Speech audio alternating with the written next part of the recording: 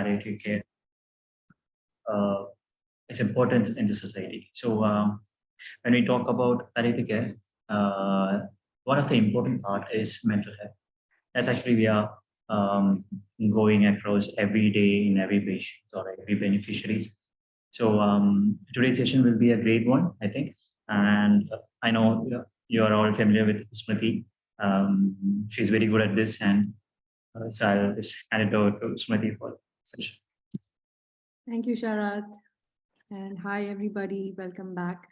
I have to apologize that to some of you who have been in touch with me regarding a couple of things. I've been a little bit overwhelmed this last week, so I promise to get back to you if I haven't done that already. So my apologies.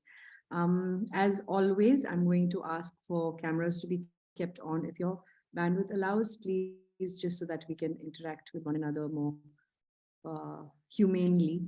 And today's session is on mental health and palliative care. So I'm going to dive right into it because there's a lot to cover in one session. And I think all of you by now know how this works.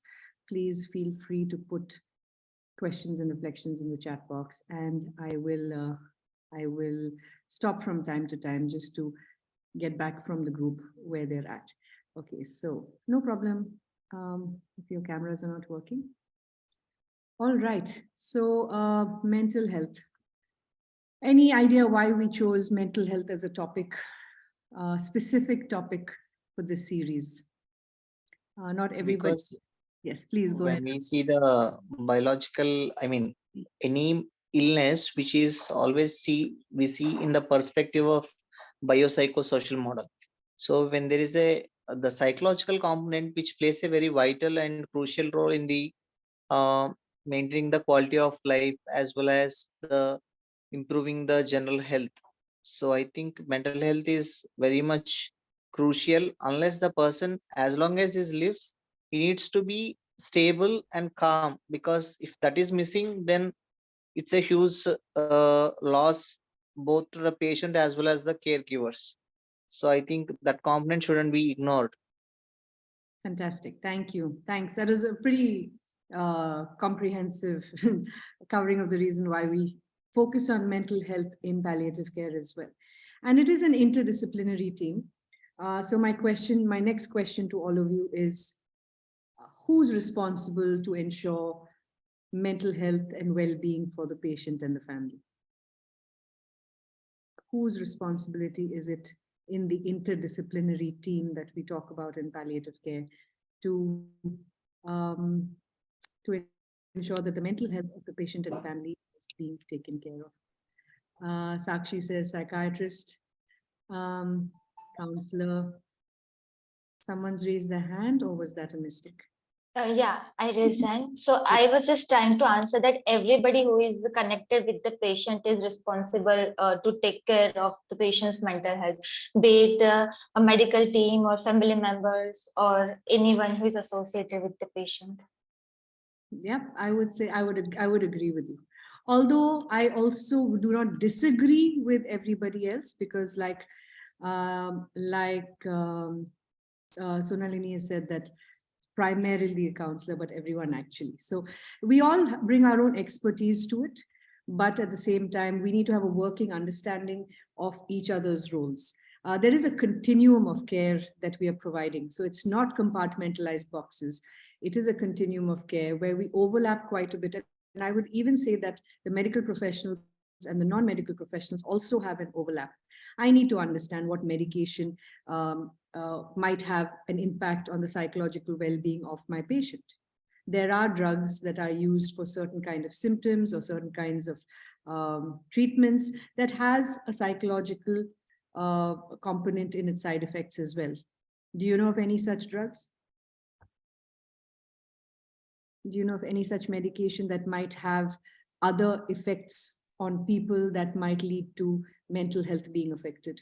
No, generally, even when we see any antidepressants such as SSRIs or antipsychotics, the clozapine or any of these drugs, I think which has potential side effects, because one is that there's a kind of dysfunction in the entire body, because the person when uses in the long term, there's a weight gain as well as sexual dysfunction. There are a number of complications which needs to be addressed, because if the patient stop taking the, I mean, SSRIs or any antipsychotics, the condition would be much worsen. But only thing is that they have to use the medication as well as they have to manage the side effects and the ill effects of the drug. So both plays very crucial role. Yeah, and yes, and also the fact that, say, for example, somebody's undergoing chemotherapy, which has maybe some other side effects like nausea, like fatigue, like those kind of things, that can also have an impact on the person's mental health if somebody is unable to carry out Yes, yes, their true. tasks. So there is the direct side effect of medication, and there is the indirect side effect of a medication because a person is debilitated by the treatment, or because there is some other outcome of the treatment that might lead to other mental health conditions. So all in all, this is why an interdisciplinary approach, I will underscore, is really important at all points, because it is not just the role of the counselor or the social worker or the psychiatrist. Even the doctors and the nurses need to have an understanding of where this person is at. And similarly, non-medical people need to understand that there might be medication that is causing this side effect, or is resulting in something that is causing a side effect of anxiety or fear or depression or any of those things. So keeping that in mind, I'm going to go into our PowerPoint for today. Sorry, I don't know why this happens. Hang on a second.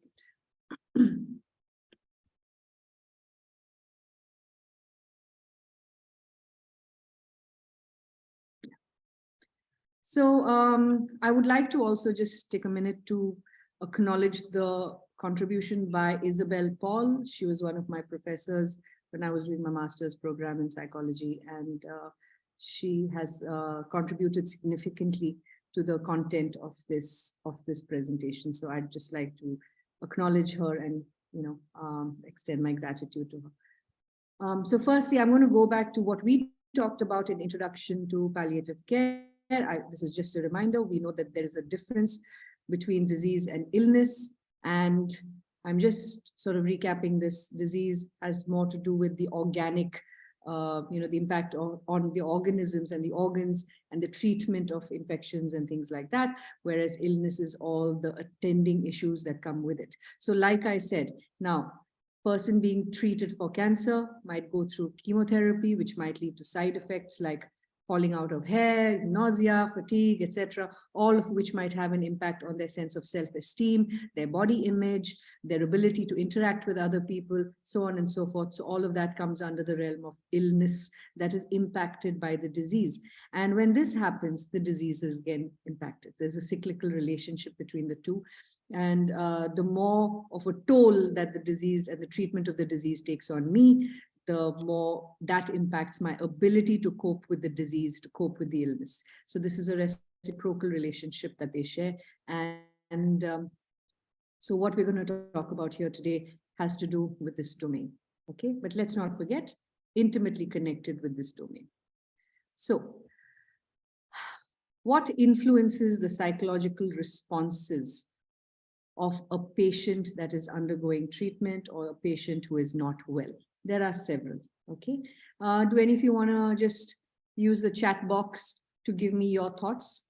What might influence the psychological response of a patient? I'm just going to go right back to those of you who have studied developmental psychology. I will say developmental issues are one. Developmental issues could be physical developmental issues. They could be emotional developmental issues. Developmental psychology talks about how, as we encounter different ages in our lives or milestones in our lives, we are supposed to have completed certain developmental tasks. By the age of 4, the child is supposed to know how to do X, Y, Z. By the age of 12, this is what is happening with their brain and the development of their brain. By this age, they have prefrontal cortex development, that it's allowing them to think in abstracts, it's allowing them to problem solve in a particular way, so on and so forth. And the developmental milestones are impacted by us, by the way we're raised, by the people around us, by the experiences that we have. So an experience of illness today can have its roots in some of our developmental history. I'm not going to get into that in detail. This is just one of the influences. Second is the meaning and the impact of the illness. The meaning and the impact of the illness. What do I mean by this? What do I mean by this? Because how the patient perceives the illness, because I mean, the meaning is how we interpret the event, the cognition. I'm not sure whether it is correct or not.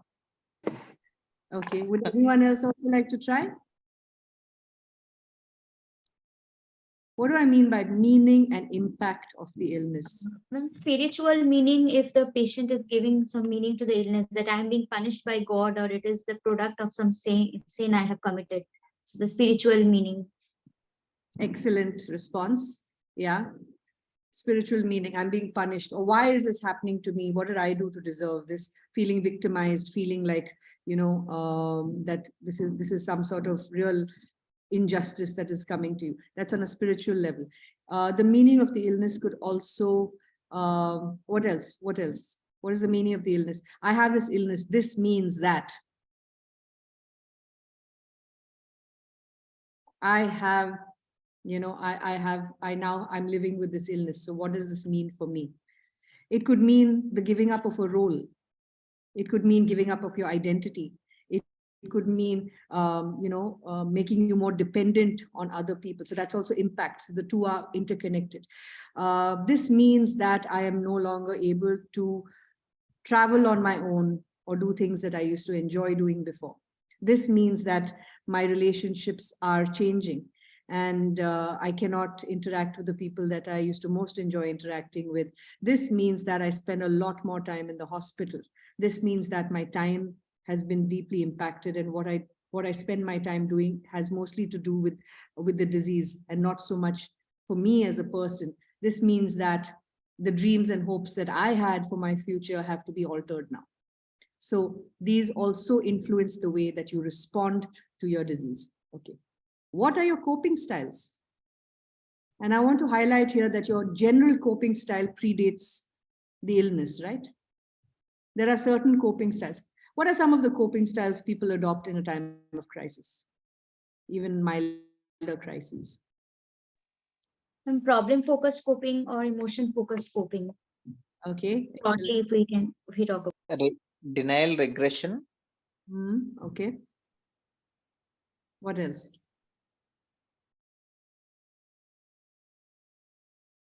Some people rely more heavily on other people to support them. Some people tend to fly solo.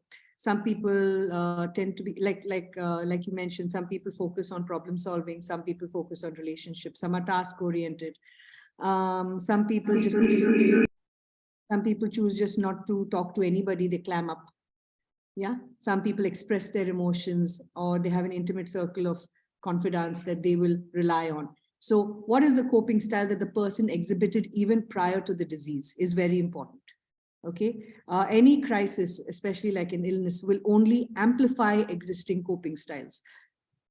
Yeah, some people might cultivate a new coping style, but the default setting is to go back to what you are most used to doing. It's like when you go to the gym and you work out, and if you're going to be working out your arms all the time, when you do get in a situation where you need to fight, you're likely going to use your arms because they're the strongest part of you. It's been used so often, right? So coping style is what you will by default land back on. Some people might feel that that coping style is not serving them, and they might work to change it, but our coping style is hardwired into our way to respond to a particular illness, to any illness. Impact on the sense of self. This is closely tied to meaning. And what does this mean? So impact on my sense of self. Okay. I am not, like for people who have head and neck cancers, head and neck cancer is also connected to one of the highest rates of depression because it is so disfiguring. Head and neck cancers are also correlated to high rates of suicide for similar reasons, of isolation. So someone with, a head and neck kind of cancer, or cancer of the buccal mucosa, like we talked about in one of the previous sessions, might withdraw, and they might feel like they can't face people. Okay. It's disfiguring. For some people, it's the idea that, like I said, they can no longer play the roles that they earlier played. Their sense of identity is really shaken. And all of those things will have a serious impact on their psychological process. This is also true for caregivers. This is not just for patients. So whatever we're talking about, mental health is not just in the context of what the patient is going through, it is also in the context of what families are going through. The relationships in our lives. Do we have supportive relationships in our lives? Do we have good relationship with our healthcare team? What is our relationship with our family? What is our relationship with our work colleagues? All the relationships in our lives will determine also how we respond to the illness psychologically. What are the stressors that are happening alongside this? Financial stressors. Where am I going to get the money to pay for this treatment? What are my children going to do? Am I going to have to pull them out of school? How is this affecting my children? How is my spouse managing all these different things when I'm in bed? Okay, am I a burden?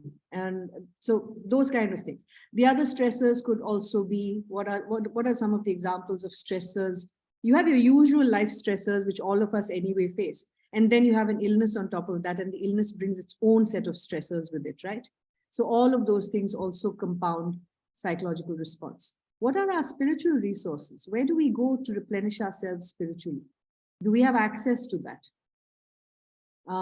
Do I have some sort of spiritual practice that still keeps me centered? And like I've said in the beginning, spiritual does not necessarily only include religious beliefs and practices. It could also have to do with other things that give us a sense of meaning and purpose and beauty and sense of faith. The fact that even though this terrible thing is happening right now, there is still something good in the world that I can put my faith in. So do people have that? And economic circumstances seems like a very, very obvious thing. Economic circumstances will determine psychological responses as well. If somebody is completely impoverished by the treatment, doesn't know where the next meal is coming from for the next family, it has not gotten a lot of sleep because they're trying to run 2 jobs while take care of this person, this is going to have an impact on their psyche. And although I did include this here, I'm going to make a special mention of a relationship with healthcare providers. Why is this last point so important? Relationship with healthcare providers. What has been your experience? Let me just stop here for a second.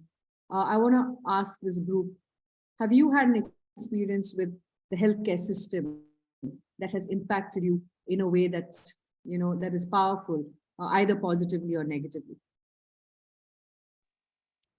One is the hospital anxiety. Generally, we notice in people with any chronic conditions or a layman, if he visits a hospital, the best example is that generally the blood pressure readings would be little higher. Sometimes the heart rate would be little higher when they visit a hospital, because it's not because there is a organicity, but also because of the factors like hospital anxiety and such things could contribute to the illness. That's what I notice. Sometimes I feel like the hospital is the worst place to go to when you're sick, because it just for your mental health at least. That's a great point. Any other reasons why I'm stressing on the fact that the relationship with the healthcare providers has a serious impact on your psychological sense of well-being? Would anyone else like to share any experiences that you might have had, either in taking care of a loved one, or, I mean, it doesn't have to be a major illness. It can be just, a regular experience that you've had. Intimidation by specialists, hesitant to ask many questions, which leads to a further vacuum in information and the uncertainty and anxiety that emerges from that. Yes. Does anyone have an example of a good experience with a healthcare provider that has a judgmental attitude from gynecologists? Yes, a lot of us women will resonate with that. How about a positive experience? Can I tell something? Yes, please, Sharad. Okay, there are good and negative things, positive and negative one. The positive ones will be like if you get into that situation, like with a health professional very calmly, and if you respect them or if you give them that authority, they'll be like, okay, yeah, I can help you, no problem. That's what I found it. And in some cases, negative things can be if you don't treat them as they are now, and you'll be like, okay, I'm here for treatment, and you have to give me the best one, and they'll be like, okay, I have so many patients to look after, so why should I consider you at the first? So that's attitude, means both positive and negative attitudes. I found in hospital visits, and also there was an incident like um, I had a dog bite in my hand, and I visited a hospital, and they were like, if you have money and the time, okay, then we will take care of you. It was a multi-specialty hospital. But at the same time, when I was in a government hospital, it was like, uh, there are facilities, but you have to wait till your turn. Then only you can get it. So please be seated on that side, or else you can stand there, no problem. We have our own job. So there are positive and negative things, like whether your talk should impact the treatment or the further care. So that's there. Absolutely. And it is, I like what you said about the reciprocity of the relationship. If you treat the, healthcare professionals in a particular way, you're likely to get a particular kind of response, and we are conditioned to do that. It's not always a give and take, though. I mean, there is an implicit hierarchy in the healthcare system, and usually the patients are not very high up.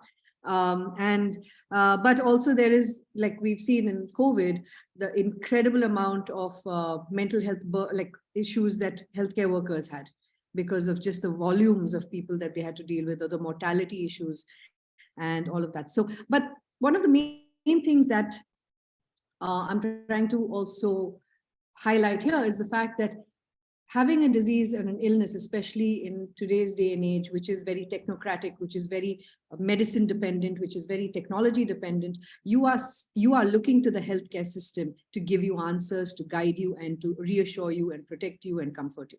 And if your relationship with your primary healthcare providers does not give you that, it is likely for you to have a very, very bad experience as compared to somebody who does have that relationship with their healthcare providers. You are in a very intimate relationship with the healthcare system at this point. They're looking at you inside out. Okay, so they're looking at you in ways that nobody has looked at you. So it is an intimate relationship in that sense. Maybe it's one-sided, it's very paternalistic, but your emotional state largely has to do with how you are received and treated by the people who are in charge of you at that point. So especially in a country like India, where there is a sort of a pedestal, or there is a gap between patients and healthcare providers. Okay, I like what thank you for the reflections in the chat box. And I'm going to just move on from here. Okay, so we're talking about what influences psychological responses. I just want to spend a little bit of time on something called adverse childhood experiences or events. It's called ACEs. Anybody here familiar with ACEs, the idea of ACEs? Just a yes, no, thumbs up is good for me. If you're not, that's fine, it's okay. And this is a really interesting framework, because this is something that was, if you look at this corner here, the Centers for Disease Control and Prevention conducted this study from 1995 to 1997, and you can look at it. It was a seminal study where people talked about the trauma that children experience and how it impacts them as they grow up. Now, I'm distilling this down. Please, if you're interested in this, look it up. There's a lot of literature about it. There are 3 types of adverse childhood events or experiences. They come under 3 categories. Abuse, direct abuse. If a child has experienced physical abuse, emotional abuse, or sexual abuse. There is the adverse childhood experience of neglect, whether it's physical neglect, not being hugged, not being cuddled, not being shown affection, and also emotional unavailability or emotional ambiguity from primary carers. And finally, the larger household environment where there might be someone with a mental illness. These are just examples. There's domestic violence, there is substance use, there is uncertainty in terms of in financial instability. There could be lots of things. Moving house often, not settling down, moving schools often, not having enough friends, things like that. So largely 3 categories: abuse, neglect, and dysfunction. And what this theory talks about is that there are many possible risk outcomes. If children go through all of these different adverse experiences, it might later in life result in various things, behavioral outcomes or physical and mental health outcomes. Okay. How do I explain this to you? I think the next slide explains it better. Okay. The more difficult your childhood, the higher your score is and likely to be, and the higher your risk for various health problems later. So I'm going to go back to this slide. There is not a single human being in the world who has not experienced some kind of adverse childhood experience. Okay. It could be for a protracted period of time, or it could be for an acute period of time. There's always some sort of dysfunction going on at home. I mean, it's a rare family that is absolutely perfect. I don't think it really exists. So to say that, hey, but all of us have these, not all of us, have the same trajectory. The key is here. The more number of childhood adverse experiences you have, the more likely you are to have further issues later on in life. How does this work? Okay, leave out the first 2 building blocks. This is talking about generational trauma and stuff. This is to do with things like, it could be like genocides, it could be like migration of people, or, people fleeing their homes, or refugees and things like that. And if you think of folks like that, when they come into a new country, when they're trying to reassemble or recalibrate in a new place, they usually end up in social conditions that are less than ideal. But let's forget about the 2 gray boxes for now. Let's start with adverse childhood experiences. It is a fact that childhood experiences determine our development of our neurobiology. A simple example I'm going to give you. Okay. Say a child has a parent who, when the child approaches the parent for affection, the parent might at first give her a hug. The next time the parent might say, get out of my way, I'm busy. The third time the parent might say, stop irritating me, and give her a slap. And this pattern becomes very sort of unpredictable. What is likely to happen with this child? The child is likely to be on guard and vigilant. Okay, what mood is my mother in? Can I approach her? Can I approach her? Can I approach her? If a child is shown consistent love and affection, they're safe. You see the behavioral difference between a child who does not have separation anxiety and a child who never knows what the parent is going to react. There is a very different pattern of behaviors there. Okay, and this translates into our development, in our neurobiological development. Now, if I am somebody who's learned to become hypervigilant, I'm very easily activated in terms of being nervous. My decisions are based on fear. How do I appease this person? How do I make them, like me? I know I'm probably making a lot of like psychology theorists roll in their grave by how I'm distilling this thing down. It sounds like so much pop psychology, but this is how it works. And the neurodevelopment is affected, because remember that a child, from the time a child is born till their adolescence, is when the brain is still forming. And the more they use the same neural pathways, the more likely they are to follow those patterns. And that will show up in other relationships as well. Okay. Now, if you take that as the foundation to start from, then if they have disrupted neurodevelopment as a result of bad experiences, it affects their social, emotional, and cognitive lives. Their decision-making is impaired. Their social relationships are affected. Their thinking process, their problem-solving process is also impaired. A lot of these people, majority of these people, adopt health risk behaviors. Okay, and that could be substance use, it could be getting into violent sort of situations, it could be thrill-seeking behavior, it could be in all kinds of different things, and or maybe overeating, smoking, there are so many things. And they adopt, their likelihood of adopting health risk behaviors is higher, which leads to a higher probability of disease and disability and social problems and early death. Now, why am I going into all of this? Because it is when you have an illness, which seems to be pretty much at the pinnacle of a whole lot of stuff, remember that there is a huge story that the person may have. Okay, so so it's important for us, this is important from the perspective of total pain. Understand the story of the person. Where have they come from? You cannot ask somebody to just change their behavior pattern if something is so deeply ingrained as a result of decades of certain patterns developing. And this is where when you recognize that a person has very maladaptive ways of coping with an illness or coping with some crisis, this is where you might find that having a professional psychologist or a psychiatrist becomes important. Okay. The other thing I want to just share with you is the window of tolerance. And this is something that all of us have. Okay. I know there's a lot of text on this, but just stay with me piece by piece. All of us have what we call a window of tolerance. And when we're within that window of tolerance, it is typically when you are feeling safe, calm, you're alert, but you're not nervous. Okay. It's a state of well-being. And at this point, it is very easy for us to be curious, for us to be engaged healthily with other people and stuff like that. So that's typically our window of tolerance. And most of us, for a period of time, will be within that window of tolerance. We'll have a little bit of ups and downs, little irritations in the day, little mood swings here and there. And then a crisis hits. Typically, when a crisis hits, a person goes into an escalated sort of space where they become activated. What's going on? What is this? What do I need to do to sort this out? And it goes into a bit of, okay, I'm feeling threatened, so I have to be vigilant. And once the crisis is gone, there is typically a drop down below what you were calm. So maybe you need to go and take a nap. God, that was stressful. I need to just go sit down for a bit and just watch Netflix mindlessly.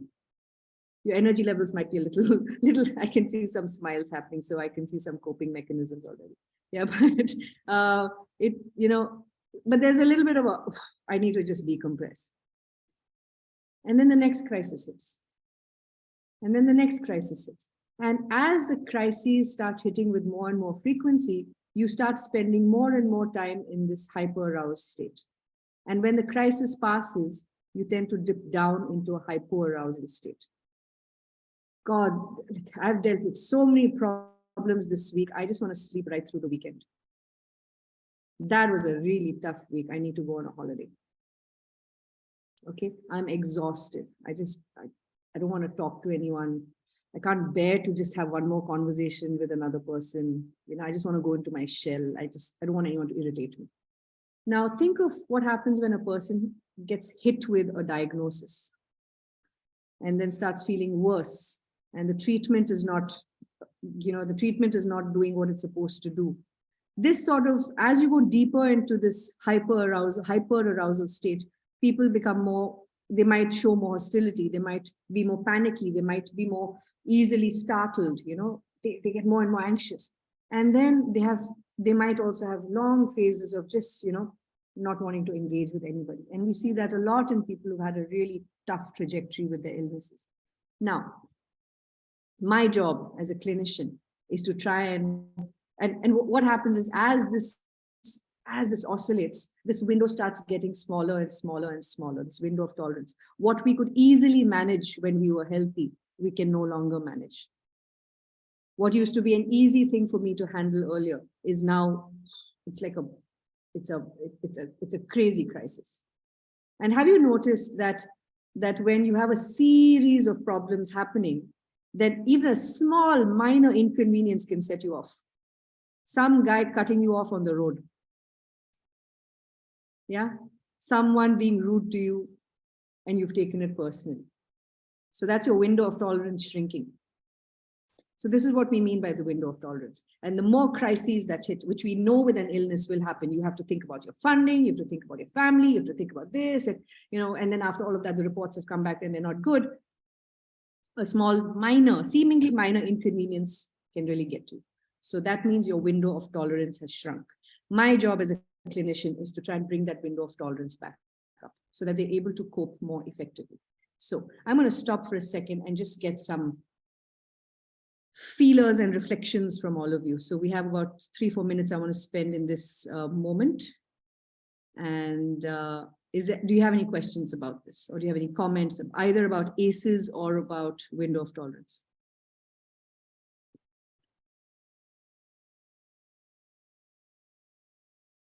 If there's any part of it you want me to go over again or did not make complete sense to you, please ask me. Yeah, I have to ask something on this window of tolerance. Sure. So at this point in time, if you find some patients have reached where they have window of tolerance is very less, how do you handle these issues? Okay. So let's say somebody is really withdrawn and they've become hypo-aroused, okay? They're exhausted, they're numb. Not a very popular response for me to give you is do not encourage them to meditate and to do those kind of things, because you do not want them to go further in. You want to draw them out a little bit, but not very forcefully. Okay, so depending on where they are, there are techniques that you can employ in order to address individual ways in which their distress manifests. What is their typical way of responding to a situation now? Okay, so can you give me an example, Shamim, perhaps, and then maybe we can address that. Maybe that might be a little bit more clear. Examples like it's regarding some case or no, I mean, like suppose you have a patient who is now either they're completely lethargic and they don't want to talk to other people, or you have people who are just really hyper. Yeah, there's some recently we have one patient, like she had seizure episodes, but she considered that as her panic attack episodes. So after her seizure episode, she is continuously talking. So wherever you meet her, she will stop us and she will start talking and never ending talking. And it's like she talks about her seizure episodes. So yesterday also I met her. Yesterday also she said the same thing, what she have said in the previous admission. So she keep on telling that. I don't know whether it is like that window of tolerance. I don't know what it is. So since you asked, just this came to my mind first time. So that's why. I'd be mindful of the fact that this is a seizure episode. So it has, it has a neurological impact. Yes, definitely. Yeah. It could very well be something triggering that. I'm not an epileptologist. I can't tell you what the organic impact of those seizures are, because for some people it does manifest as, as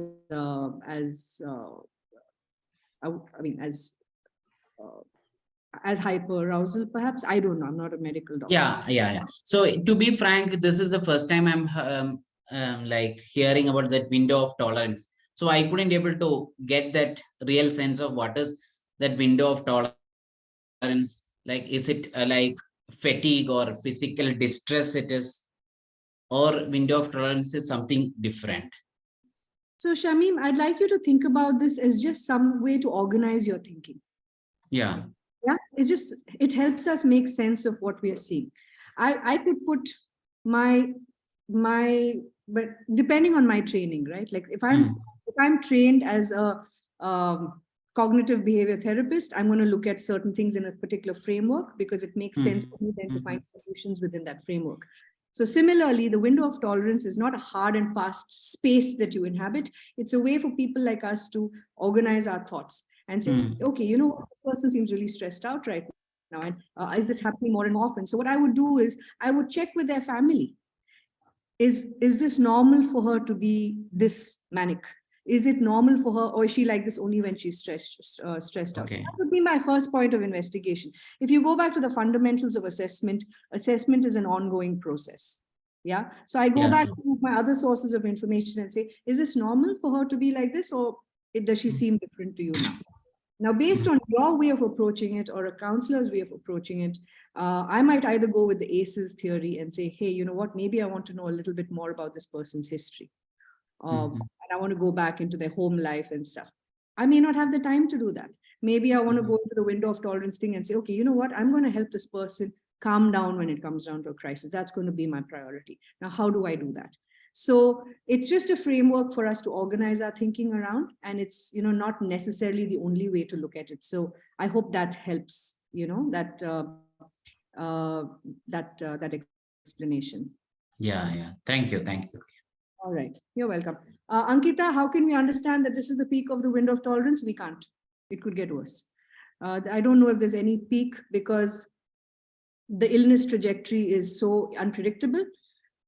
Some people just, you know, develop coping strategies around it after a period of time. Some people might have this way of responding in the early part of the illness when they're still coming to terms with what the disease is, what does it mean. And after a while, for some of, you know, like maybe somebody living with diabetes or whatever, they learn to live with it. They learn to manage the illness. They learn to manage the disease. And then that they come back to a relative window of tolerance again. Whereas for somebody when, you know, they don't know enough about the disease and they get a diagnosis that sounds really serious, their window of tolerance, you know, that might oscillate quite a bit. So we don't know. Ma'am, that means window of tolerance is different from every individual. Of course, absolutely. If two persons were having diabetes and they both were having diabetes, so it can be possible that both were having different kinds of window of tolerance. Absolutely. It depends entirely on the kind of person they are, the kind of support system they had, the developmental milestones. It depends on everything. So it could be very different for other people. There are people who go through like huge crises absolutely calmly. Okay. So the window of tolerance is really, really broad. There are people whose windows of tolerance were like a line even before they got the disease. You know, so that becomes non-existent when they have their disease. How can family members cope and deal with this?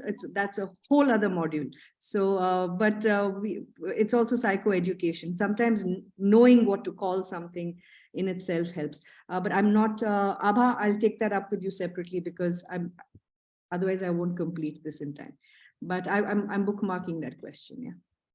Okay, next is very important. When you are attending to someone, assess which state they're in and which state you're in. Please assess which state you're in before you go into a high, like very intense interaction. Imagine if this is where you are here in the red zone, when you engage with somebody who is also in the red zone. That's not going to have any good outcomes. So we all, as providers of care, we also go through this. So ideally for me, I need to gather myself till at least I'm somewhere here. I might be on the line here, but I'm somewhere here. But I'm within this capacity to be alert, to be grounded, to be engaged and empathetic. Because only if I'm these things can I really assist somebody else. If I'm in a state of absolute rage because somebody has upset me so greatly, I'm not going to be able to think clearly when I'm trying to assess somebody else. Okay, so please assess where you might be before you enter into any sort of intense interaction with a patient. Here is something called, we call it the distress thermometer. It's just a way of checking where on the distress scale somebody is. And because through the total pain lens, we know that various things might be causing us distress. We've broken it up into these sort of sections. What are some of the practical problems that this person might be going through? They don't know how to get childcare. They have 2 young kindergarten children. And now one spouse has to take the other one to the hospital. The grandparents are not in town. Who's going to look after the children? And I have to make this appointment with the doctor. It could be housing. I have a loan to pay off, but now I don't have the money to pay off the loan. It could be various things. Within the family, there might be problems.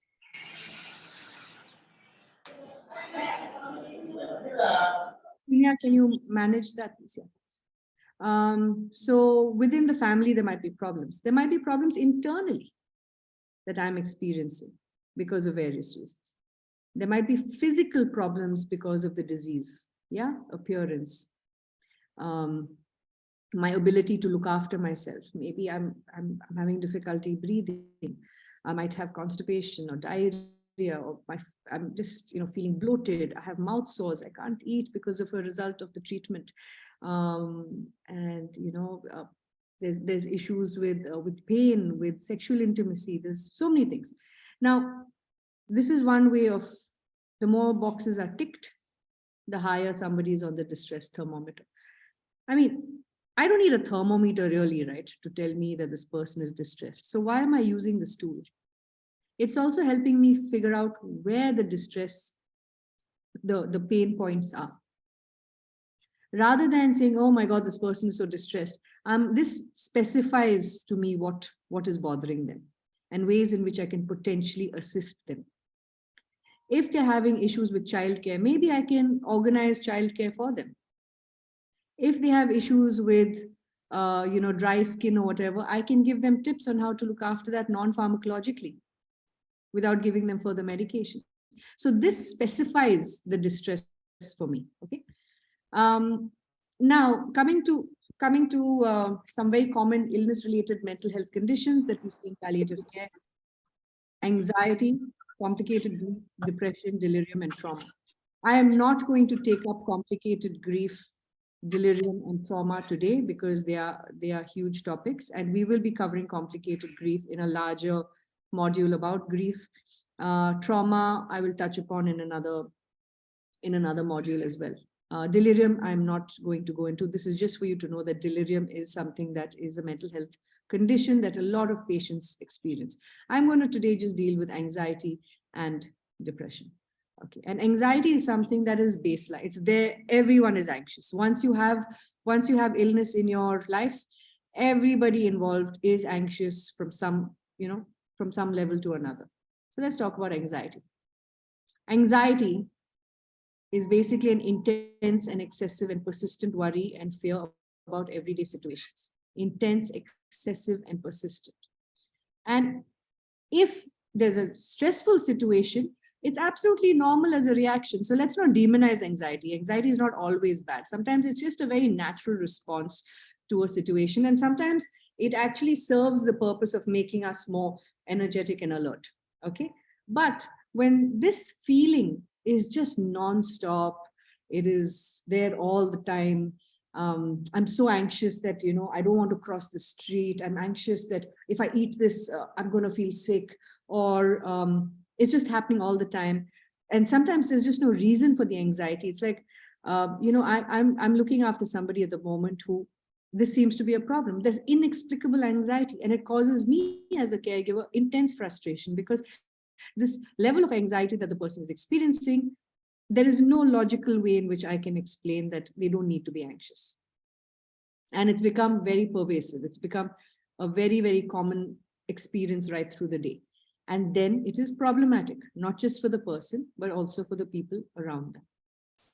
Now, particularly in advanced illnesses or chronic debilitating illnesses, anxiety may be very well associated with the disease, with increased symptom burden. First though I couldn't, it was just that I was having trouble keeping some food down. Now I can't eat anything. My stomach hurts. I feel nauseated.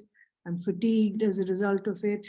I have more frequent headaches. I'm just like, I need to take diuretics to go to the loo. So increased symptom burden, and that in palliation we find very often, because as the disease progresses, the symptom burden increases, the anxiety increases with that. Medical procedures and interventions, like Ravikant was saying, sometimes there's anxiety around just the medical procedure. How many of you here are absolutely calm when you go to a dentist, when you have a dental appointment? Really? Do you look forward to it? Or an anomaly? Anybody else here? who looks forward to a dental appointment. So what are, when there are certain procedures, and the thing is, if you have to go once in a while, maybe it's okay. But if you have to say, God, now they're going to, okay. So my mother has this problem with collapsed veins. And it's very hard for any person to find veins at the first go. So they have to put in the needle at least 4 to 5 times to find a vein. The idea of needing intravenous hydration, or the idea of drawing blood for a blood sample for just a regular blood test, makes her anxious for at least half a day. So I cannot tell her one day in advance that she's getting a blood test the next day. That's medical procedure related anxiety. And I think we're all familiar with that. Going to a hospital, God, now I have to sit there. God, like Sharat is saying, he went with a dog bite. And then the doctor is saying, yeah, you'll get your turn. I don't know if it's going to be in 1 hour from now or 6 hours from now, but you'll get your turn. There is anxiety there. Okay, so what time am I going to get home? At the end of it, is the doctor going to be available after so many hours? There are so many patients over here. Am I actually going to get my turn today, or am I going to have to come back tomorrow? So anxiety around that, okay? And yeah. Decreased function on multiple domains, physical and cognitive. Oh, I'm no longer able to walk without support. I now need help to eat.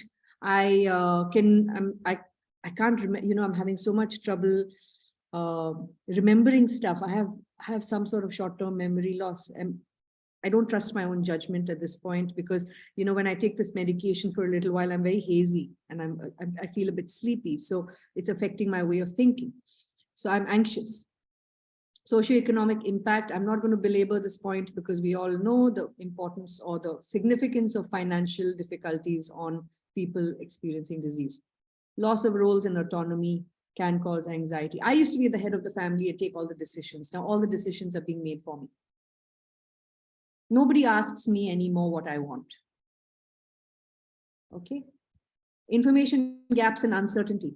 I don't know what is this ALL, this I think it's called, acute lymphocytic leukemia. What does that mean?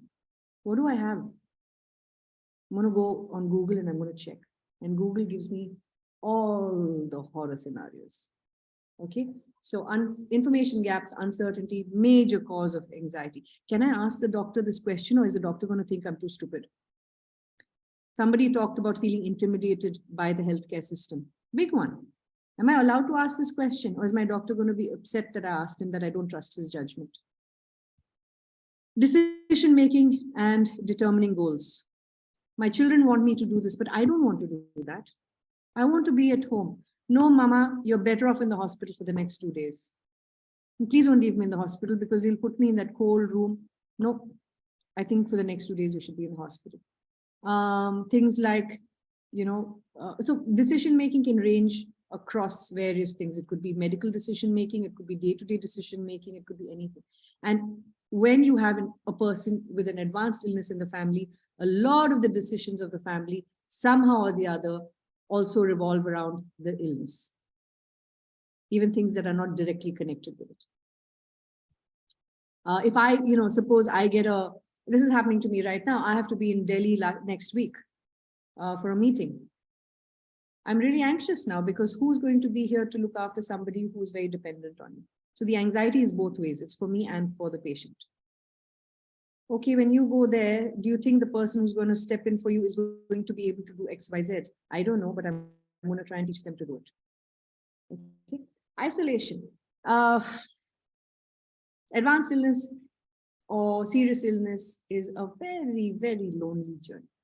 And it's terribly isolating, not just for the patient, but for the caregiver itself, who is no longer interacting with the world as much as they used to earlier.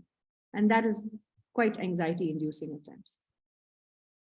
Ooh, guilt. I should have gone to the doctor earlier. You know, I should have listened to my family when they told me that I needed medical attention. I should have stopped smoking 10 years ago. This would never have happened had I not done XYZ.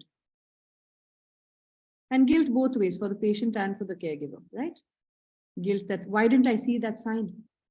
Why wasn't I more insistent that they go for a checkup? Why did I let them make me, just bully me into listening to them? Okay. So anxiety in palliative care has a lot of these possible reasons. And also the future, anxiety about the future. How serious is this thing? Am I going to be around for milestones to come? Am I going to, I mean, it doesn't have to be that philosophical. It's also about stuff from day to day. Am I going to be able to put food on the table for the next 2 weeks if my medicine costs so much? Yeah. What are some of the lifestyle changes that I'm going to have to make my children undergo? They're used to a particular lifestyle, but because this treatment has cost me so much, I don't know if they can afford to do what they wanted to do earlier. I don't know if I can send my son to go study in another city or in another country anymore. Okay, so how does anxiety manifest? Physically, it may manifest in many different ways. Yeah, it can manifest in headaches, insomnia, your heart, and it can manifest in sexual dysfunction. It can manifest as blood pressure, immune system issues, stomach aches, digestive tract problems, in your breathing, so on and so forth. So there is a physical way in which anxiety manifests for different people. Some people also show behavioral ways in which I'll talk about in a moment. I love this cartoon, but cognitively, mentally, for a lot of people, anxiety is racing, intrusive, recurring thoughts. Like this anxiety girl who, anything happens, the anxiety forces the person to think of the worst possible interpretation. It's affecting you cognitively. Okay. Negative self-critical thoughts. God, I'm so stupid. Why am I doing this again? Or, just thoughts that become more and more negative over a period of time. Recurrent images of harm to loved ones. If I do this, then this is going to happen. Oh my God, when I go to the hospital, this is going to happen. Fearfulness. Fear is a huge part of the anxiety process. And also when people are anxious, they tend to become forgetful. So if you notice this in somebody, please make a note of it. Yeah. Difficulty in making decisions. I don't trust my judgment. And this could be for a variety of reasons, like I said. Irritation, snapping at people, easily distracted, not being able to settle your mind on one task for more than a few minutes or seconds, difficulty concentrating.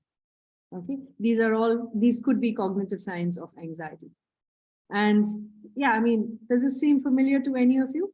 Like, In the previous slide, like as the symptoms are progressing, so because you're mentioning that there could be chances of why the symptoms are manifesting, so how to cope. So what kind of interventions can we use in this context? So your question is that anxiety symptoms could also have an overlap with the physical trajectory of the illness. Is that what you're saying? No. So in the previous slides, I think at some point you're mentioning that as the symptoms are progressing, they would be worried. So why this is happening? So like what kind of counseling skills we can employ at this point? Yeah, so I'll come to that in a moment because we're talking about the management of anxiety in a few slides. Okay. Sure. So how many times have you experienced this where you're like, God, did I switch off the geyser at home? Did I leave the gas burning? Because why? I can't remember if I paid attention to that. My concentration levels all over the place. So I don't know if I did that. Then you self-doubt. That's causing more anxiety. It's feeding on itself. So anxiety can look like that. And behavioral. We have all these thoughts and we have all of this stuff happening, and it manifests behaviorally where we might start avoiding certain people, certain places, social situations. We don't want to engage with certain things that remind us of unpleasant experiences. We might develop compulsive behaviors like constantly checking, did I lock my door? Did I do this? Some people develop behaviors like picking at their skin, nail biting, pulling at their hair. That becomes an issue. And it could also manifest in physical, like clenching the jaw, fidgeting, uncharacteristic extroversion. Suddenly I want to go and talk to everybody. That was not something I did before. And I'm rapid fire talking constantly. Hey, Shamim, I think I just got an insight into that patient that you were talking about, where this person is constantly talking after she has a seizure. Could it be a sign of extreme anxiety? Okay. So perfectionism, rapid speech. So Shamim, again, another thing that you mentioned a little bit earlier, rapid speech. And it could also be uncharacteristic extroversion. Okay. All right. Now, when attempting to assess anxiety, you have to rule out the fact that the person is in pain, they have delirium, depending on the age, whether they have dementia, is there any substance use going on? Could the medications itself be causing some sort of restriction, fidgeting, and other stuff? And could the disease itself be worsening and causing things like breathlessness? So this is what we call differential diagnosis. And for this, you're going to need to talk to your social workers and you need to talk to your doctors, okay? Because they will be able to tell you whether the medications or the disease itself is causing this. And social workers or other counselors on the team might be able to tell you, is there a history of substance abuse in this person, or is he abusing substances at the moment? That's something to screen for and also maybe investigate. Is the person in pain? Pain can cause a lot of those symptoms that we just talked about. Okay, and how can we manage anxiety? One, information. Like when you see the sign, there's no easy way to tell you this. I'm sending you to someone who can. What do you think this guy is going to be feeling at this point? So information is key. Huh? So a very obviously overlooked way of managing anxiety. First of all, listen to what the problem is. Is this person in pain? Sometimes like, okay, we'll talk about your pain later. Tell me what's going on in your life. The pain is central to this person's life. And that is probably what is causing the anxiety. Yeah, so listen. Understand what they know. What do they understand of what they know? I know that I have ALL, which is acute lymphocytic leukemia. I know the word. Do you know what that means? We talked about this in the last session. Somebody has cancer of the buccal mucosa. What does that mean? So do they have just the jargon or do they have the understanding behind the jargon? Elicit unstated fears or worries. Okay. Tell me what you're scared of. Are you scared of anything at this point? Something concerning you at this point? What is it? You think I'm stupid to say this? No, it's not silly. Just tell me what's upsetting. It may not have anything to do with your disease diagnosis. Medical anxiety versus death anxiety. In a lot of advanced illnesses, in a lot of cases with advanced illnesses, especially when the family comes to us and says, don't tell the patient what they have. Why? Because it will take away their hope. Hope of? No, they're scared of death. It helps a lot to pause and have this really important conversation where, is it really death that the person is afraid of? And I don't know if I've mentioned this here in this group, but majority of the time, the person is more anxious about the medical aspect of it. Am I going to have more side effects? Okay, the doctor has just asked me to switch from second line to third line. What is that going to make me, lie in bed for 3 days? Okay, as the disease progresses, am I going to be unable to even get out of bed without assistance? To a lot of people, it's the overall journey. And as the person is coming closer and closer to death, rather than actually fearing death. If you are able to cultivate this habit and sit with them and ask them, what is it exactly that you're afraid of? You will get your answer, which is, I'm afraid, am I going to suffocate? Is that what this breathlessness is going to lead to? Am I going to feel extreme pain? Am I going to lose control of my senses in front of my family? Those are the things that people are afraid of a lot of the time. And if we are able to rationally address it, because we do have it in our systems to deal with pain, to deal with breathlessness, and once we know what the fear is, we're able to address it and reassure them and say, hey, you know what? Our team is equipped to help you work through that. So, we're going to make sure that you don't have the levels of pain that you're currently telling me about. Yeah. And if something is inevitable, which is, yes, there is a likelihood that you may not be able to walk after a certain period of time. But hey, you know what? We're going to make sure that you're not stuck at home. There are ways to, to deal with that as well. So medical anxiety versus death anxiety is something that we need to compartmentalize in our own minds before we can address it in our patients. But I also want to say that a lot of us are scared to go there and have this conversation because we're afraid that we won't have the right words for it. Okay, goal setting, short, medium, long-term goals. This is a way to manage hope. Some people might say, I don't want my father or my mother or my sister or my brother or my daughter to lose hope. Now, what does losing hope mean? For a lot of people, losing hope, if you actually really break it down, it's the inability to do certain things in the future, right? So let's break it down to short, medium, and long-term goals. What would this person like to be able to do tomorrow? What would they like to be able to do a week from now? Okay, in the long term, what are their hopes and dreams? And let's come to the short-term goals, because if you as a medical provider or care provider say that, hey, you know what, this person wants to go for a pilgrimage to Tirupati next week. Yeah, it can be done. Make it happen. The person comes back feeling a lot better about it. Okay, and then we set more goals that are achievable goals, small achievable goals, building up to more medium-term, long-term goals. And then have the difficult conversations when they need to be had. Problem solving through shared decision-making. Very often, patients are not included in the decision-making process. So include them, and that will take away a lot of their anxiety. Restoring a sense of control. By including them in the conversation, I'm handing the controls back to them, which is something that we take away from patients the minute they're diagnosed with an illness. That's how generally we operate. Okay, restoring a sense of safety. So what can you do to manage anxiety? First, give them information based on what you have gathered from them. Next is, okay, this feels like a very dangerous place to be in, but restoring a sense of safety involves understanding what safety means to them. I just want to be treated at home. I don't want to go to the hospital. The hospital makes me nervous.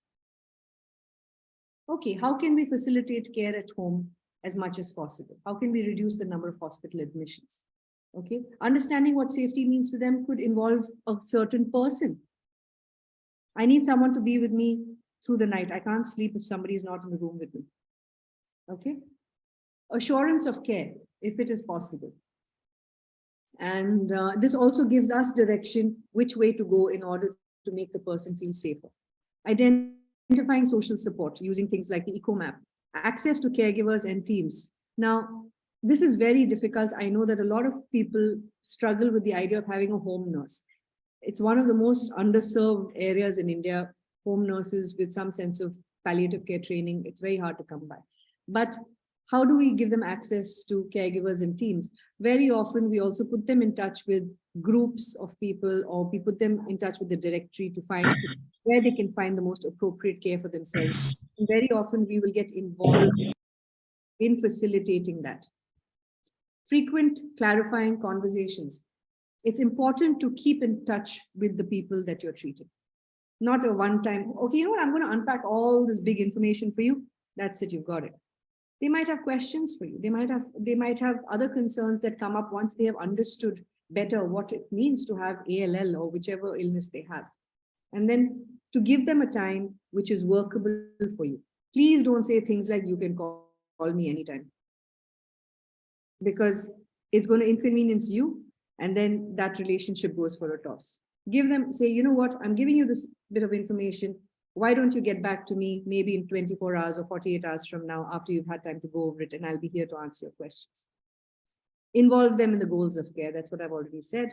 And appropriate, adequate symptom control. I cannot stress this enough. You cannot address somebody's anxiety if you have not medically addressed their symptoms. You need to have the doctors on board for this. You certainly cannot handle their anxiety if their physical symptoms like insomnia, fatigue, breathlessness have not been medically handled. And one of the main causes of illness, anxiety is, where is this illness going? It's not always possible to talk to them very honestly about it at the first pass, but be ready to address concerns about the trajectory of the illness. Okay, and how do you communicate with someone who has anxiety? First of all, be reassuring that anxiety is common in palliative care, okay? And to say, see, there's a tendency we have to say, no, don't worry, things will be fine. Things are not going to be fine like that just because you say so. And this idea, this tendency we have to gloss over things and say, no, don't worry, everything is going to be okay. No, I have to say, hey, this must be really scary for you right now. Tell me what is worrying you. Okay. Ask open-ended questions, not leading questions like, you're feeling okay, no? I can't ask questions in which the answers are inbuilt. I have to ask questions which are actually questions. Tell me how you are feeling today. Tell me what is bothering you. Not stuff like, you must be so worried about your children, no, at this point. Where does that conversation go? Only to one place. Yes. That's the end of the conversation. We tend to lead the patient into a conversation where we think it's within our control. I'm very scared to take a patient into a conversation where suddenly they'll say something that will leave me looking and feeling stupid. So the tendency to lead a person in a particular direction comes from our own sense of fear and insecurity. Allow pauses in conversations. This took me a really long time to learn that it's okay to be quiet, to sit in silence with somebody. You don't have to rush in and fix. You don't have to rush in with answers. It is okay to say, hey, you know what? This sounds like a really difficult thing that you're talking to me about. I'd like to be able to just, I want to think about what you've just said.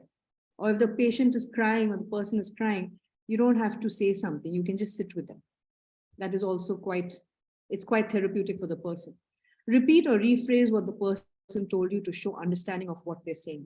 This is something that we need to learn, where they say, especially when somebody is anxious and they're talking really fast and they're saying, yeah, this has happened, this is happening, I'm worried about this, I'm worried about this.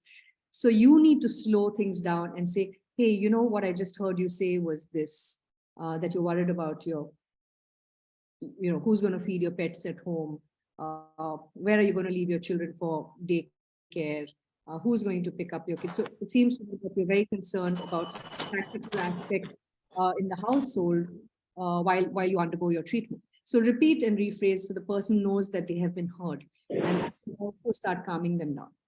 Use everyday language.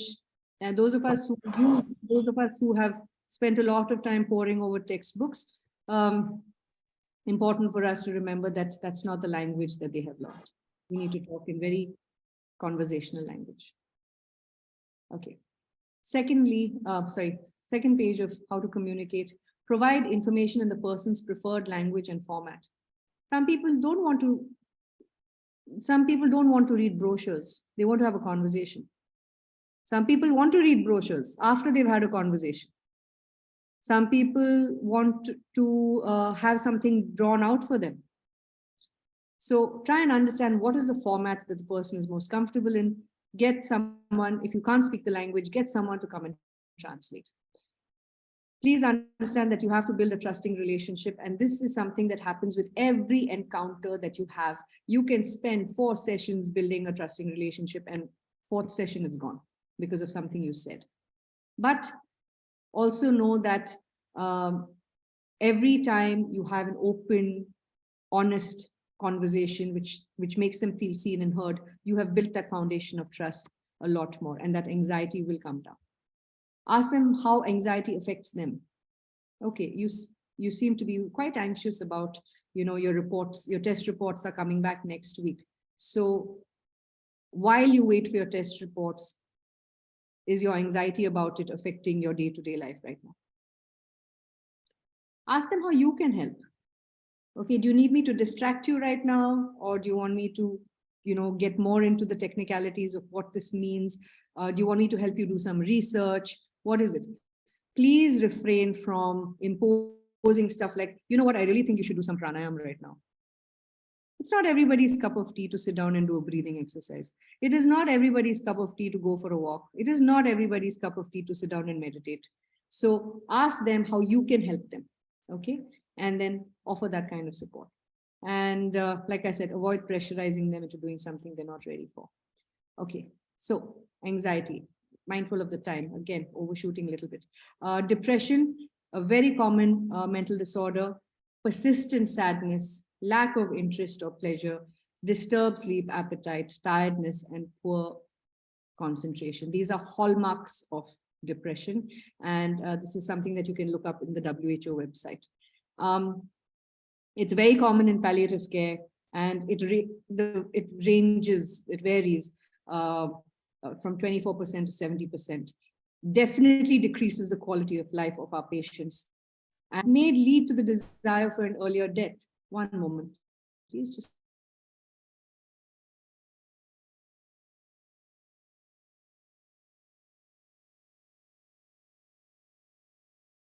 very sorry about that. And associated with increased, if people are experiencing depression, there is a higher correlation with increased pain and fatigue. If you are depressed, things feel worse. Okay. And if you're depressed, you're less likely to also comply with your treatment.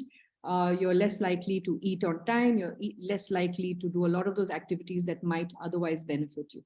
So providing good palliative care itself is a great strategy to prevent depression. So if somebody gets good palliative care right from the get-go, then the likelihood of depression setting in itself decreases. So they work in tandem with one another.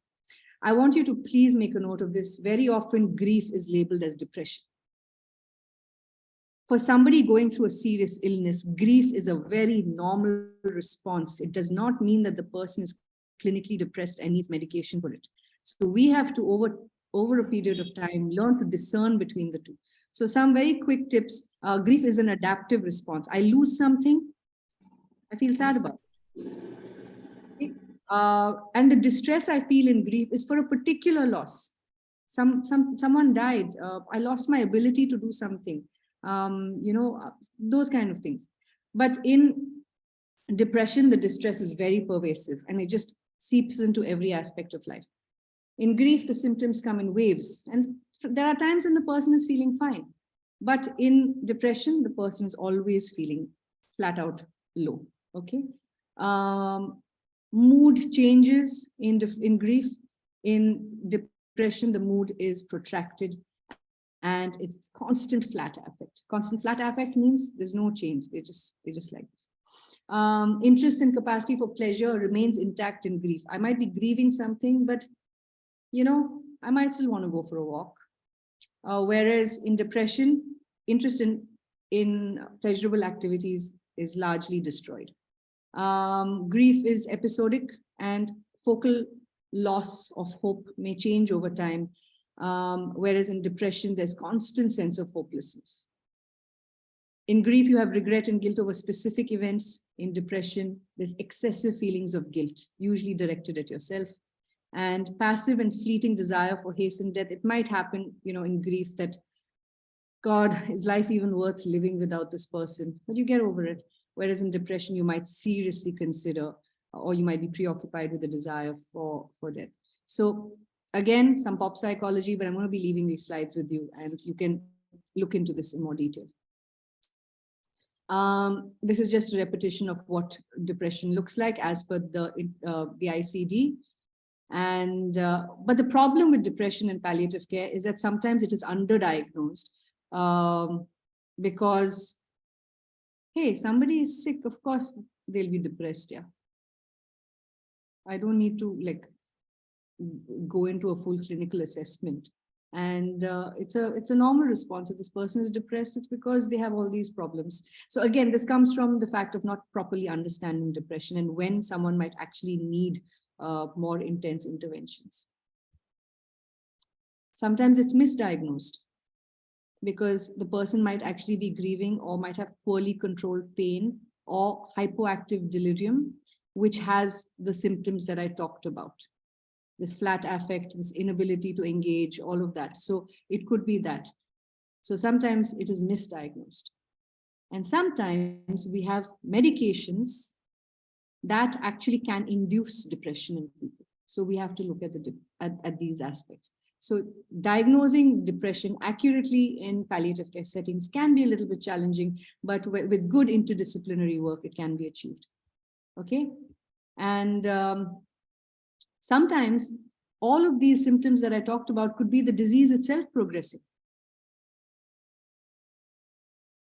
And a big problem in our settings is that we don't have enough people trained to diagnose depression properly. We have a huge shortage of mental health workers in palliative care, and this is a big problem because then we invariably go and misdiagnose it or not diagnose it, or sometimes mistake grief for depression.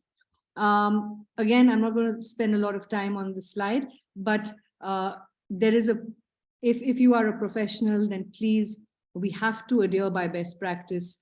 You have to assess them properly on these parameters. Please use validated assessment scales. You know, it's not just a conversation. There are actually validated tools that can help us determine whether this is depression or not. And use a low threshold for treatment. If you think that this person is depressed, embark on that treatment, not necessarily medically, but start with the interventions. And if you find that this person would benefit from psychiatric help, then definitely do that. And a simple question to screen for depression is, during the past month, have you often been bothered by feeling down, depressed, or hopeless? During the past month, have you often been bothered by little interest or pleasure in doing things? Yes to either question is considered a positive screen, which means not that they're definitely depressed, but it's for you to investigate further. Okay, so you need to go into all those different things like sleep patterns, eating patterns, energy levels, and then check against the differential diagnosis. Are they in pain? Do they have other symptoms that might be causing this? Are they on medication that might be causing it? Okay. Psychologists here would know there are lots of different psychological interventions we can use: CBT, group therapy, couples therapy, and positive psychotherapy. Last thing I'm just going to stop with is that in the communications module, perhaps you've been spoken to about spikes, the spikes protocol, where in any kind of interaction with your patients, make sure that your setting is, there's privacy and the patient has your full attention. Understand what the patient knows about their illness. Okay, I have ALL. What does ALL stand for? Okay, so you know that. What does that mean? What have the doctors told you? Okay, invitation. So how much information a patient wants from you?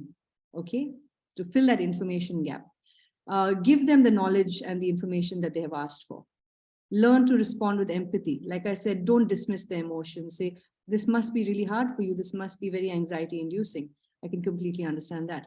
And finally, at the end of every interaction with them, you have to present them with the intervention. So this is what we're going to do today. It could simply be, hey, you know what, let's get on a phone call a week from now and see how you're feeling and make decisions together, which is to include them in the plan of care.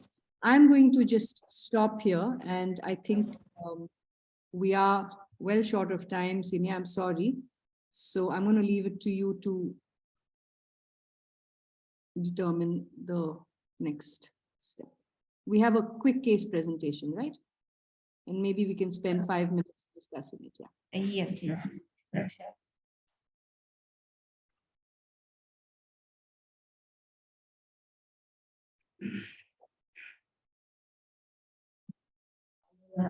Ms. Charmi Pandey will be presenting a case. Ma'am? Oh, can I start? Yes, yes. Am I audible? Yes, you are audible. Okay. Hi, good evening, everybody. Myself, Charmi. I work as Program Director at Priyanka Jariwala Memorial Foundation, Surat. So, yeah, here is one case study. So before a few days, we identified one patient, like he came to us. He is 15 years old person, and he is diagnosed with neck node cancer. So when we, like when our social worker interacted with him, we came to know that he used to drive an auto before this cancer was diagnosed. And now because of illness, he is not able to work. So nowadays he is unemployed. Yeah, so this is a brief about his medical history. So initially he was diagnosed with some tooth pain. Then he consulted the dentist initially, and the dentist found that the 3 teeth have been decayed, and the patient had also severe pain in the gums. Then later on, the patient visited cancer hospital, and the oncologist did all the required reports, and then he was diagnosed with neck node cancer on 19 December 2022 at Tejani Cancer Institute at Surat. Okay, so this is insight about patient and his family. So the patient is aware of diagnosis, and the family is also aware about the diagnosis. But about the prognosis, we interacted, and then we realized that the patient and the family is not much aware about the prognosis. And about palliative care, they are not having any idea of what palliative care is. Then this is a family overview. So the patient is 50 years old patient. His wife is 45 years old, and they have 2 children. One is boy that is 20 years, and the girl is daughter is 22 years old. The patient lives with his elder brother. He's 55 years old, as you can see on the screen, and his elder brother has also 2 children, one daughter and one son. Then this is the eco map. The patient's wife and sons, they don't live with the patient. They left this person before a few years.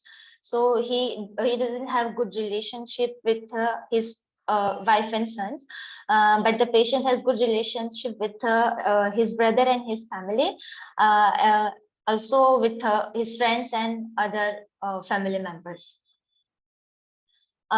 This is a brief about socioeconomic overview. So as I mentioned that the patient used to drive auto, but now he is jobless. He comes from lower middle economic background because of his illness. So earlier he used to live alone on a rented flat, but nowadays he is living with his elder brother and his family, and also he has one mother.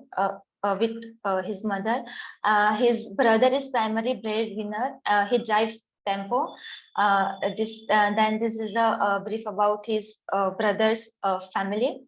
And yeah, as I mentioned that the patient's wife and children have left him before a few years, and the financial burden is on the elder brother, and he is the only one who takes care of the family financially and in other aspects. Then talking about the psychological overview. So when I spoke to the patient, when I interacted with him, I came to know that there is no emotional support from his wife and children. He so desperately wants his wife and children to come back and to live with them. And most of the times he appears in low mood. He constantly worries about the treatment, about the financial things and everything. And the patient has no income of any source of income. And he feels like he is a burden on his brother and his family, and he also has low self-esteem. And this is when we talk about total 10, it includes physical, psychological, socioeconomic, and spiritual. So about physical, he has headache and pain. He has very low HB level, around 5 to 6 percentage only. But psychological, most of the times he is in stress and anxiety. He also has constantly thoughts about his wife and children. He feels lonely. About socioeconomic, he does not have any job or financial stability. He is totally disconnected from his family. He also constantly feels that he is burdened on other family members. There is lack of love, care, and warmth. And about spiritual, there's no kind of entertainment or socializing with other family members. Yeah, so here are discussion points. What can we do in this particular case? If we can communicate with patient's wife and children, we can also, if we can provide some kind of occasional training or any activity for the income generation. And our team is also helping the patient to avail government schemes so that he can continue his treatment under government card. And linking the patient with palliative care center is also one of the focus points. Thank you so much. Thank you so much.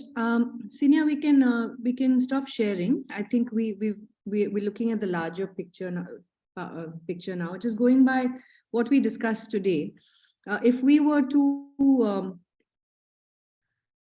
bring our focus to what might be causing anxiety for this particular person, what would come to your mind, and what would be some of the interventions or what are some of the ways in which you would try and manage that? So, Senior, can you pull up the slide, please, where we're talking about his physical and psychological distress, please? Okay, let's just stay here. Let's stay here. This is enough. Yeah, thanks. So, open floor, please. Let's look at it through the context of anxiety and what we will explore. What is your approach going to be?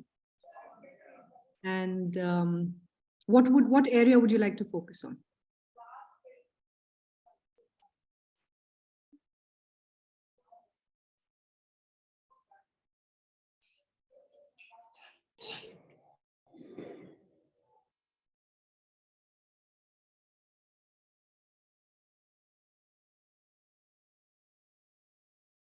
Okay, let me. I think it, Go ahead. Yeah, sorry. no, one of the things that You're on mute, Geeta. Please unmute. Yeah. I think one of the things that comes across strongly is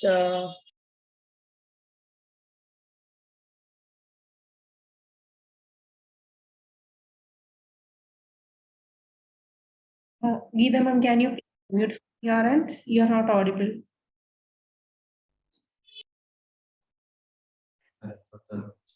I've been unmuted by you all. Ma'am, it's okay now. Please continue. Okay. No, I said the thing that comes across very strongly is that about his wife and children, and it affects him psychologically, spiritually. So that could be one of the focal points if I were there, if it's possible. And also the financial burden. If there is any sort of intervention. 3 classes తీసుకున్నది third కానీ అన్నీ మంచిగా నాకు మంచిగా చూడు ఇప్పుడు వరకు ఇంకా క్లాస్ వాళ్ళేంటి 10 minutes. Sorry, can we just ask everybody else to mute, please? Thank you. The second would be besides the family, that any sort of intervention like occasional so he feels useful that contributing to his brother's family. And yeah, those are the two highlights that especially the anxiety and with the family, I would stress on that because that seems to be repeated quite often. Yeah, I mean, well, yeah, it shows up in 3 domains and not in physical. Yeah, exactly. There's a good chance that his physical symptoms are worsened by this. Exactly. Well. Yeah. Now, let me ask you a more pointed question, and this is open to Geeta, to anybody else. The wife and children have left this man during a very serious illness. Yeah. There's a history there that we don't yet know. Why would a woman with 2 children leave and not come back when this person is sick? It may not be a conflict that we can resolve. But how will we sit down and where would you start having a conversation with this gentleman? That's my question to you. Where would you start? You can't straight up go to tell me about your wife and children, right? Or not to him, but you can start with the brothers, talk to the brothers without him being there and ask, did the symptoms arise at that time? Did she even, when he was diagnosed or before, like, were there any other differences between them? I mean, it's a little pretty strong that the family and the sons, wife and the sons are there. So there is definitely something going on there which needs to be, of course, you cannot ask him. So would need to go through the family, other family members, probably. And if she is even now aware how bad he is, how much he is longing for the family with the, but I would say the initial contact to be with the brother.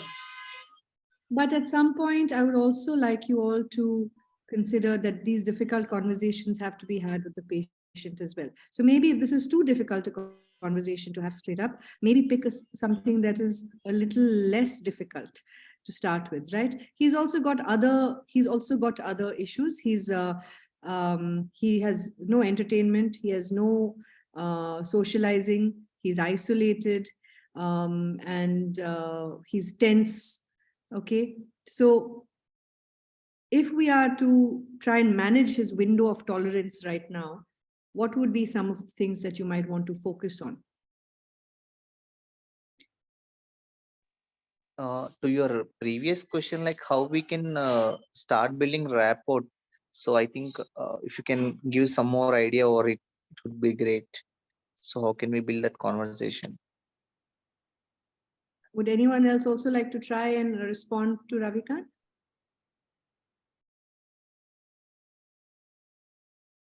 How would you build rapport with this person? He's withdrawn. Okay, we'll stop in 5 minutes, Sinia. Sorry, but this is just to put a boundary on this. Yeah. So how would you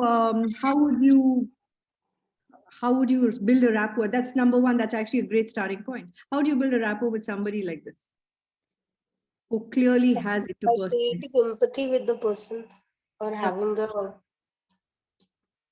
So can you give me some very specific sentences that you could possibly use?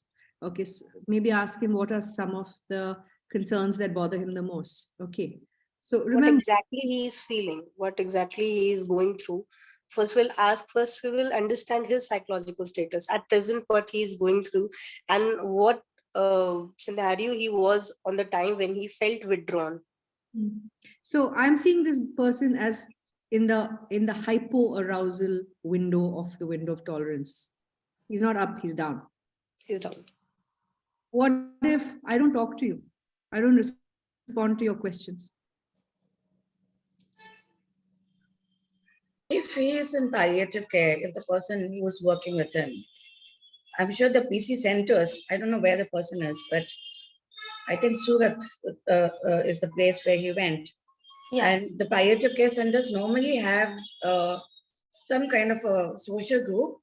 I don't know if they have that. That could be identifying himself with somebody else who's going through, right now he's isolated. So if you see somebody else who's going through something similar, may make him want to open up, that I'm not alone. I'm not the only person who's going through this. But I to don't know get if that's possible. Sorry. Let's take a step back. We are already putting him in that social setting. We're already thinking we're going to get his psychological status.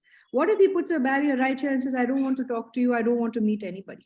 We'll try to engage the person according to their interest checklist, so that even if he doesn't want to talk, maybe he'll participate with me in any activity. For example, he likes to play chess or carom.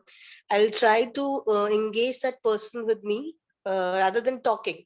And I'll try to make the patient go to that level or maintain that rapport. And when that person has maintained that rapport with me, then I'll have an open-ended conversation with him. So I'm Mr. X. I'm depressed in addition to being anxious. I have no interest in pleasurable activities of any sort.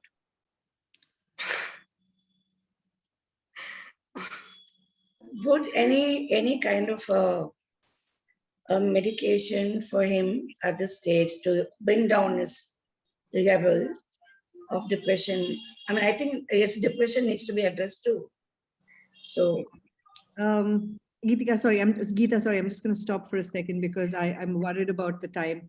I'm going to ask you all to, just as we do the total pain, I also want you to go back to the total pain in terms of interventions. First and foremost, in palliative care, mental health and palliative care, please make sure that it's not the disease symptom that is causing any of these withdrawals. Is his pain under control? Why is he getting these headaches? Is he, sorry, senior, just read out the physical parts. You don't have to share the screen. Just what are his physical symptoms? Headaches? Pain in mouth and neck, weakness, low HB level, underweight. People who have low blood pressure and hemoglobin are anemic, they tend to be fatigued and withdrawn. So let's try and get that sorted out first. Let's, before we diagnose depression, before we diagnose anything else, let's get the physical symptoms looked at. Let's get the doctor to look at the readings. Is this person, he has low hemoglobin levels? Yes. Yeah, he's got pain. He's got pain. Is his pain under control? Is he on a titration of the appropriate medication on a 4-hourly basis? Is he getting adequate sleep? Let's get that under control first. And then, if you can make a person physically start feeling a little bit better, you already start establishing rapport with them.